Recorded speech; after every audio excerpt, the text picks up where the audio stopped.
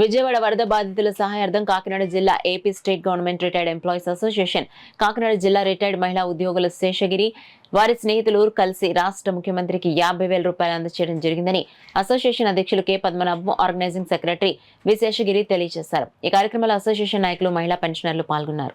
అసలు ఇది మాక లేకపోతే సీఎం గారికి డైరెక్ట్గా పెట్టుకెళ్ళి ఇవ్వండి అని కూడా చెప్పడం జరిగింది.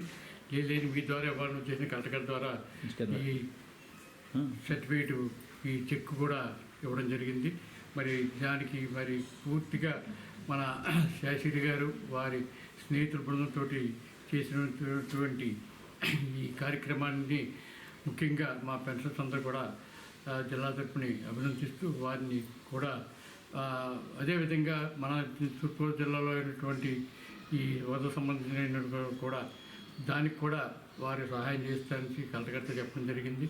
మరి వారు కూడా వారి స్నేహితులు వీళ్ళందరూ కూడా ఇచ్చినందుకు వారికి మరొకసారి ఈ మీడియా ముందుగా వారికి కృతజ్ఞత తెలియపరుచుకుంటూ అనుకోకుండా మాకు అవకాశం దొరికి వారి అపాయింట్మెంట్ మాకు దొరికినందుకు నేను పిఎస్ఎస్బి శాస్త్రి గారు, మా స్టేట్ ప్రెసిడెంట్ గారిని, కె పద్మనాభం గారు మా ప్రెసిడెంట్ గారిని, నూకరాజు గారిని, సెక్రటరీ గారిని అందరికీ కూడా నా నమస్కారాలు తెలుపుతూ అక్కడికి తీసుకెళ్ళి ఆ చెక్కు అనుకోకుండా ఇచ్చి వచ్చాము ఈరోజు. కానీ ఇంకా నేను జిల్లా కలెక్టర్ గారికి మన తూర్పుగోదావరి జిల్లాలో జరిగిన వరద బాధితులు కూడా నేను మరలను నా స్నేహితులందరినీ అప్రోచ్ అయ్యి నేను చెయ్యగలిగినంతా కూడా చేద్దామని చెప్పి అనుకుంటున్నాను.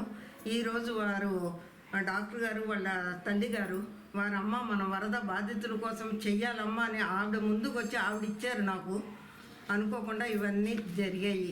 చాలా ఇచ్చింది కూడా చాలా తక్కువ కలెక్టర్ గారికి, ఇంకా మేము ఇవ్వాలి అని అనుకుంటున్నాం. చాలా సేవాభావంతో మన నారా చంద్రబాబు గౌరవ ముఖ్యమంత్రి నారా చంద్రబాబు నాయుడు గారు స్ఫూర్తితో చాలా చక్కగా ఈ చెక్ని ఇచ్చారు. కలెక్టర్ గారు, జిల్లా కలెక్టర్ గారు చెక్ని ఇచ్చారు. వారు ఇక్కడ చాలా సేవాభావంతో ఉంటారు. శేషగిరి గారు మా అందరితో కూడా అపార్ట్మెంట్ పక్కన అందరితో కూడా చాలా ఆప్యాయంగా ప్రేమగా ఉంటారు. అంచేత మరి వారికి భగవంతుడు చక్కని ఆరోగ్యాన్ని ఇవ్వాలని కోరుకుంటున్నాను. మరి అలాగే పద్మనాభం గారు కూడా ఈ వయసులో చక్కగా వాళ్ళు సేవా కార్యక్రమాలు చేస్తున్నారు. కాబట్టి వారికి హృదయపూర్వకంగా నా ధన్యవాదాలు.